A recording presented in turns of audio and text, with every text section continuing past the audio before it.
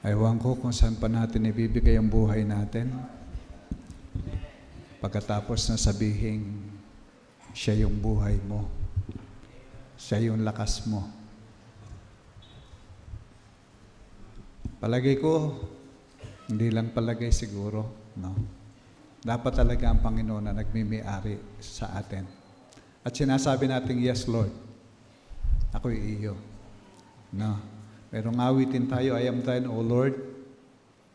I've heard thy voice. No? Sana yun po yung ating panalangin. Well, salamat po sa napakagandang awit. At ngayon po ay atin na pong ihahanda ang ating mga puso. At sana buksan natin ang ating mga puso. Magkaroon tayo ng magandang espiritu.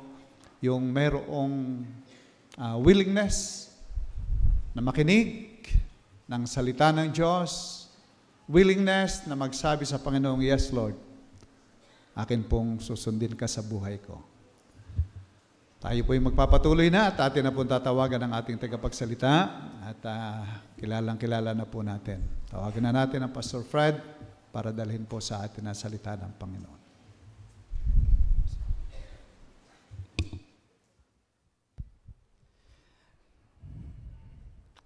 Bawal po ang maingay, ho. Wala pong kikibo ngayong gabi.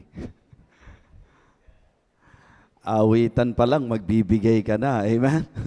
Wow, ang sarap po. Oh. Parang, alam nyo, isa sa dapat na a-appreciate natin talaga sa church, yung music. Amen? Especially yung mga messages na ibinibigay po ng mga awit na atin pong napapakinggan. So, thank you so much. Sa lahat po ng mga umawit, nakapag-ministeryo po kayo sa amin. Ano po?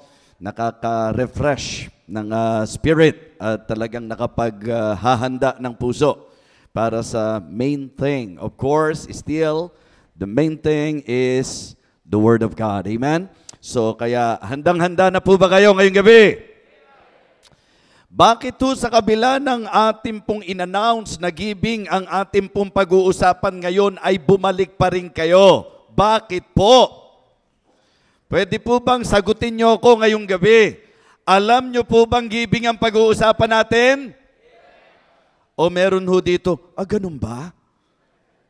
Okay, so kagabi po in-announce sa bawat isa po sa atin sapagkat naniniwala po ako sa larangan ng ating buhay pananampalataya, one thing na dapat ma-take din natin into consideration sa usapan ng revival ay ang ating buhay, pagbibigay at pagkakaloob sa gawain ng Panginoon.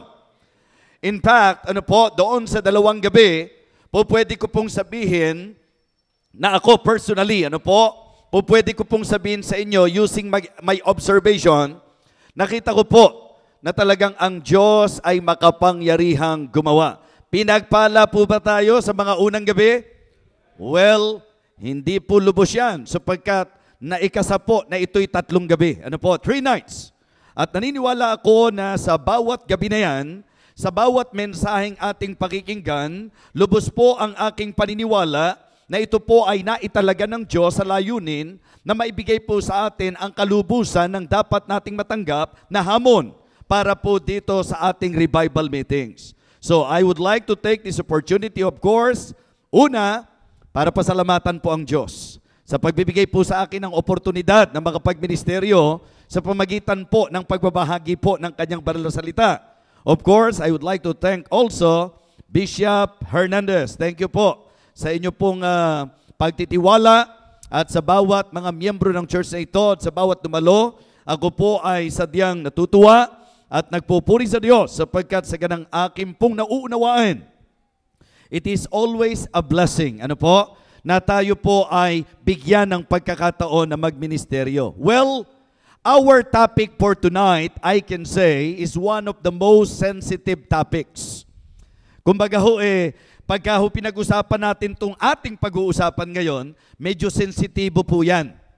At patutunayan ko po sa inyo na ngayong gabi, kahit yung kinilala natin na dakilang lingkod ng Diyos, sa katauhan po ni Apostol Pablo, siya po'y medyo somehow, sa naging buhay niya, dito siya merong parang, alam niyo po yun, yung parang hesitation na tinatawag. Diba? Sa text natin, mapapansin niyo po yan. Pero, ilang mga talata po ang ating babaybayin for you to better understand kung ano po ang sinasabi ko. And even nowadays, I can say, na napakarami pa rin pong pastor ang parang pwede nating sabihin na aloof. Ano ho? Yung bang merong pagkaasiwa. Lalo na siguro kung sa mismong church na kanyang pinagpapastoran, ituturo niya ang paksang ito. Yung tinatawag nating giving. Pero katulad po ni Apostol Pablo, admittedly, ano ho? Mapapansin niyo po yan sa ating pag-aaralan, talagang sa ganang kanya ho. Isang pagkukulang, kapag ka ang pastor, hindi niya itinuro ang turo ng pagbibigay sa kanyang kawan. So kaya ngayong gabi po, inaasahan ko na handang-handa na po tayo at ating pong buong pusong tatanggapin ang katuruan, ang katotohanan, ang salita ng Diyos. Muli po, gusto ko lang malaman ngayong gabi, handang-handa na po ba tayo? Parang nahihinaan po ako sa amen nyo. Para pong yung amen ninyo medyo tentative pa ng konti. Handang-handa na po ba talaga kayo? Mukhang natatakot naman ako, mukhang galit naman kayo. Mukhang yung pagkaka-amen nyo naman, mukhang galit naman kayo. Pastor, wala naman kaming kalalagyan sa inyo Meron po. Alam nyo ang pinakamagandang kalalagyan natin? Gawin natin kung ano ang ating matututunan. Yan ang pinakamagandang ating kalalagyan. Amen? Acts chapter 20, please. I would like to request all of you now to please open your Bible in the book of Acts chapter 20. Aklat ng mga gawa, kabanatang 20, and I would like to request again all of you to please rise sa ating pong pagbasa ng mga talata mula po sa kabanatang ito. Acts chapter 20, beginning verse number 28. Acts chapter 20, beginning verse number 28. All right. Kung nakita na po, please say amen. Ganito po ang sabi ng Bible, sundan po ninyo, unawain po ninyo habang binabasa ko po at inyong pinakikinggan. Verse number 28. Take heed therefore unto yourselves and to all the flock over the which the Holy Ghost hath made you overseers, to feed the church of God, which he hath purchased with his own blood. For I know this, that after my departing shall grievous wolves enter in among you, not sparing the flock. Also of your own selves shall men arise, speaking perverse things to draw away disciples after them. Therefore watch and remember that by the space of 3 years I cease not to warn everyone night and day with tears. And now, brethren, I commend you to God and to the word of his grace, which is able to build you up and to give you an inheritance among all them which are sanctified. Verse number 33. I have coveted no man's silver or gold or apparel. Yea, you yourselves know that these hands have ministered unto my necessities and to them that were with me. Please, unawain niyo po yan. That statement coming from the Apostle Paul. Ang sabi niya, verse 33 again, verse 34, ye yourselves know that these hands have ministered unto my necessities and to them that were with me. Sinasabi po niya na sa pagmiministeryo niya, kamay niya ang tumugon. Alam natin sa Diyos galing. Pero ang gusto niyang i-point out, nagtrabaho ko. Ako ang siyang nagtaguyod ng aking sarili. Hindi ako umasa sa inyo. Yan po ang diretsyong sinasabi ni Apostol Pablo sa kanila. Verse number 35. I have shewed you all things, how that so laboring ye ought to support the weak, and to remember the words of the Lord Jesus, how he said, it is more blessed to give than to receive. And when he had thus spoken, he kneeled down and prayed with them all, and they all wept sore, and fell on his neck, and kissed him, sorrowing most of all for the words which he had spake, that they should see his face no more. And they accompanied him unto the ship. Pagpalain po ng Diyos ang pagbasa ng kanyang banal na salita. You may now be seated. Upo na po tayo. Okay, ito po ay bahagi ng kanyang pamamaalam. Hindi ho dahil sa kamatayan, kundi doon sa kanyang pagmiministeryo, na handun po ang paggabay ng Diyos na kailangan na po niyang iwanan ang church na ito na kanyang pinagministeryuhan. Binigyan tayo ng idea na sa halos 3 taon, okay, 3 years, na pinagpagalan po niya ang mga taong ito. At doon sa bahagi ng kanyang pamamaalam, mga kapatid, using your observation, here is the man, the Apostle Paul, na doon sa kanyang mga pagpapaalam na ito, siya po ay nagtagubilin sa mga kanyang pinagkatiwalaan at tinuruan. Ang sabi po ng verse number 28, take heed therefore unto yourselves and to all the flock over the which the Holy Ghost hath made you overseers to feed the church of God which he had purchased with his own blood. Ang sabi po niya, bunsod ng kanyang pagmamalasakit, ng pagpapahalaga, sabi niya doon sa mga tinuruan niya, huwag niyong pababayaan yung mga yan. Alagaan niyo sila. Bantayan niyo sila. Tinubos ng Diyos yan ang kanyang dugo. Ganyan natin dapat tingnan ng church. Napakahalaga sa tingin ng Diyos. Kaya kayo inaalagaan ng pastor. Kaya ho kayo binibigyan ng babala. Kaya kayo tinuturuan. Pagpapakita ng pagpapahalaga sapagkat kayo ay mahal ng Diyos. Amen? At ang sabi niya, ito ang mga dangers dyan. Pagka ako umalis, posibleng may mga papasok at manggugulo. O kaya, posible rin na makaranas kayo na mula sa kalipunan, may mga babangon. Okay? At magsasalita ng mga. Ito po'y totoong karanasan sa mga local churches. Na meron pong from within, na gumagawa ng usap, na kung saan po naninira at nanggugulo, yan po ay sinabi ni Apostol Pablo na bahagi ng karanasan ng isang gawain ng Panginoon. Hindi lang mula sa labas, may papasok, kundi mula sa loob, may magkokos ng tinatawag nating problema. Yang lahat ng yan ay sinabi ni Apostol Pablo. Subalit mapapansin po natin lakip ng kanyang mga paalala na kung saan po mga kapatid, meron siyang na-point out sa kanila. Kitang-kita nyo ha, yung genuineness ng heart ko. Kung paano wala akong inimbot sa inyo. Hindi ko kayo pinagnasaan o pinagsamantalahan na ginto, pilak, o anumang kasuotan o kagayakan. Ibig sabihin po, heto si Apostol Pablo, pinapaalala niya sa kanyang mga kinakausap na ako sa pagmiministeryo ko, makikita nyo na hindi ako after sa kung ano ang pakikinabangin doon sa mga tao. Ganun katindi ang kanyang sincerity. At ang sabi niya, alam nyo ito. Diba? Sa Korinto, ganun din po siya, na siya mismo ang nagtataguyod ng kanyang sarili. Yung bang siya po ay napigilan na ang mga tao po ay kanyang sabihan na turuan na dapat sila po ay matutong magtaguyod ng lingkod ng Panginoon. Kaya mapapansin nyo po, nung sumulat siya sa Corinth, kung kailan hindi na siya ang pastor, kung kailan wala na siya, nung sumulat siya, siguro dahil sa guilt ni Apostol Pablo, kasi ang sabi po niya sa 2 Corinthians chapter 12 and verse number 13, doon sa Corinto na mayamang church na nag-alala siya na baka pagka tinuruan niyang magbigay, na kapag tinuruan niyang sumuporta sa gawain o sumuporta sa manggagawa, baka ang mga ito ay mag-isip na nagpepera lang o nangungwarta lang si Apostol Pablo bilang manggagawa. Kaya anong sabi niya? Naging problema yon. In fact, sabi ko nga, si Apostol Pablo sa buhay niya, alam ko marami rin siyang naging pagkakamali, pero sa Biblia, ang klarong-klarong kinilala niya na medyo siya po ay, di ba?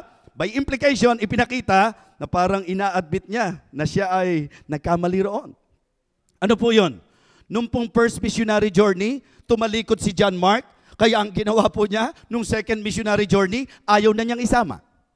Sabi ni Barnabas, isama natin. Sabi ni Pablo, ayoko. At nung nagpipilit si Barnabas, naging dahilan para maghiwalay silang dalawa. Just try to imagine, ho? Just try to imagine how firm, di ba, his decision.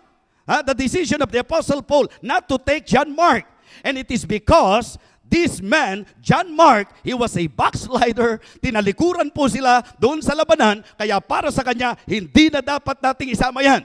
But later on, ipinakita po sa sulat niya kay Timoteo na parang kinilala niya na may punto si Barnabas. Bakit? Sapagkat si John Mark po ay naka-recover at yan ay sa pag-aalaga po ni Barnabas, kaya hiniling ni Pablo, o sige nga, dalin mo nga si John Mark dito kasi kapakipakinabang siya sa gawain. Meaning, inamin niya.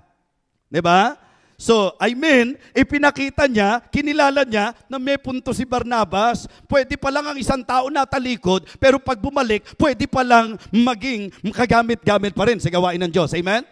Ikalawa, ito pong mga sa taga-Korinto. Na ang mga taga-Korinto po, because of their carnality, napigilan si Pablo to educate them and to teach them about giving. Kasi ang nauna na kay Pablo, baka isipin itong mga ito, peperahan ko sila. Okay? Kaya heto ngayon. Ikalawang bahagi na nakita ko na si Apostol Pablo ay kumikilala ng kanyang naging pagkakamali. 2 Corinthians 12 and verse number 13. Anong sabi niya? For what it is that you are inferior to other churches, except it be that I myself should not be burdensome to you. Forgive me this wrong. Diretsang sinabi niya, na patawarin niyo ako, nagkamali ako. Ano ang konteksto? Ang konteksto po, ito po yung kung ila-line up sila, nakakahiya ang yamang church, pero huli ko ang pag-uusapan, pag-aalaga, pagtulong, pagtataguyod ng lingkod ng Diyos at ng gawain ng Panginoon. Forgive me this wrong. Now dito po, gusto kong balikan nyo yung teksto natin na ang sabi po ni Apostle Paul, verse number 33, I have coveted no man's silver or gold or apparel, yea, you yourselves know that these hands have ministered unto my necessities and to them that were with me.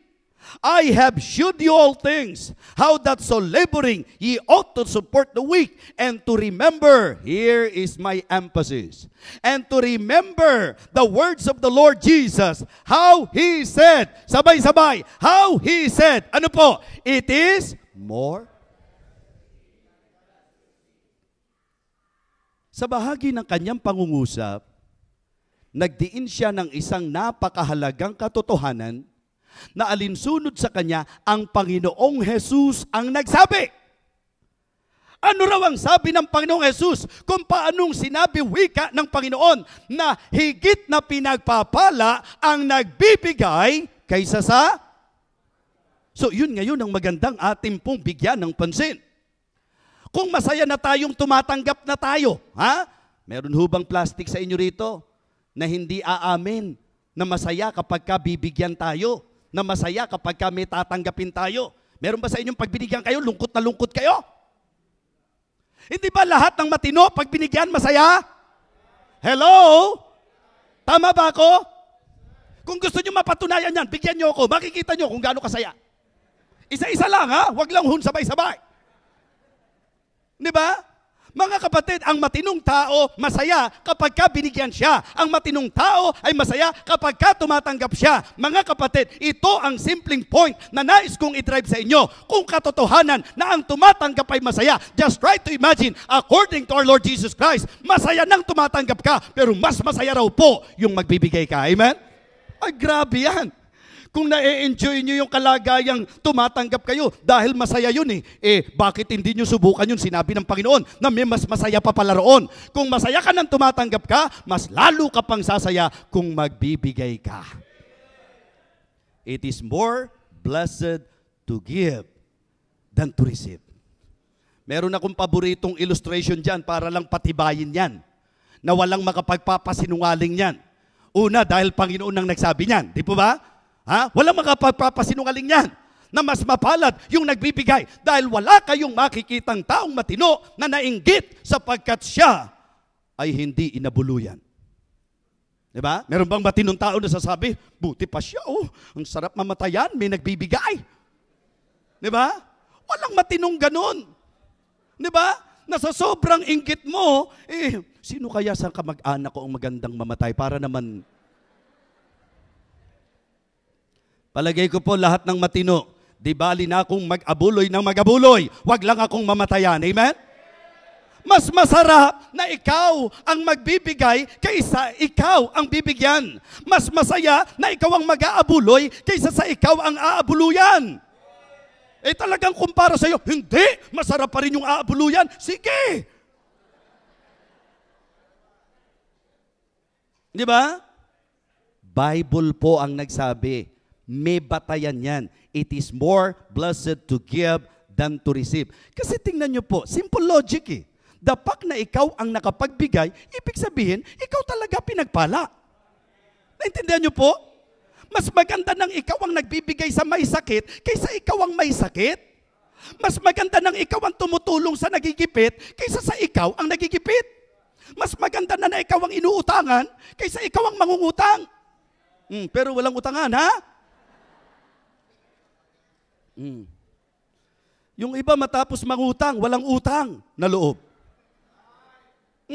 Galit pa sa nagpautang. Kung makasingil to, kala mo namang may utang. May utang ka nga, kaya ka nga sinisingil. Diba?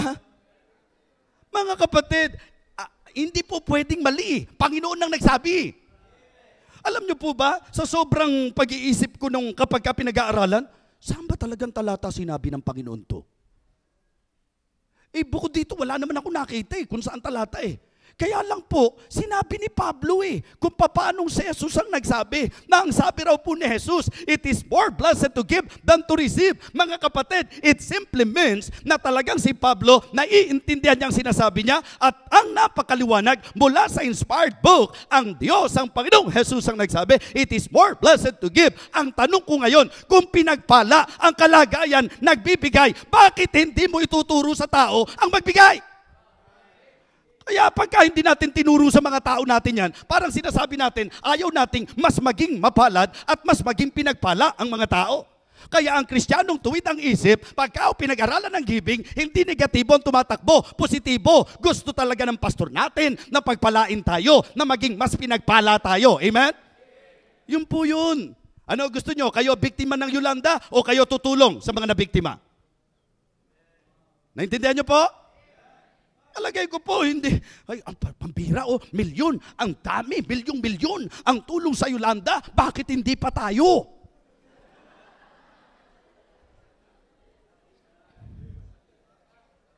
Di ba nakakatawa? Hindi man direkta na ganyan, marami po ang ganyan ang takbo ng utak. Yung iba nga, pati yung tulong, ginalaw pa Naintindihan niyo po? Mga kapatid, ngayong gabi, para matapos tayo, magsimula na po tayo. Total, sinabi ni Bishop kanina, di ba? Na kapag ka raw talagang Kristiyano, nag-e-enjoy yan Amen? Madali mo malaman pag hindi, naiinip. At ang dali rin pong mahalata nung naiinip. Imbis na Biblia, tinitingnan relo. Di ba? Minsan gusto mong tanungin yung mga Kristiyano, may talata ba dyan? Tataka ka ha? Biblia pinag-aaralan, mayat maya, relo tinitingnan. Ano ba yan? King James ba yung relo mo?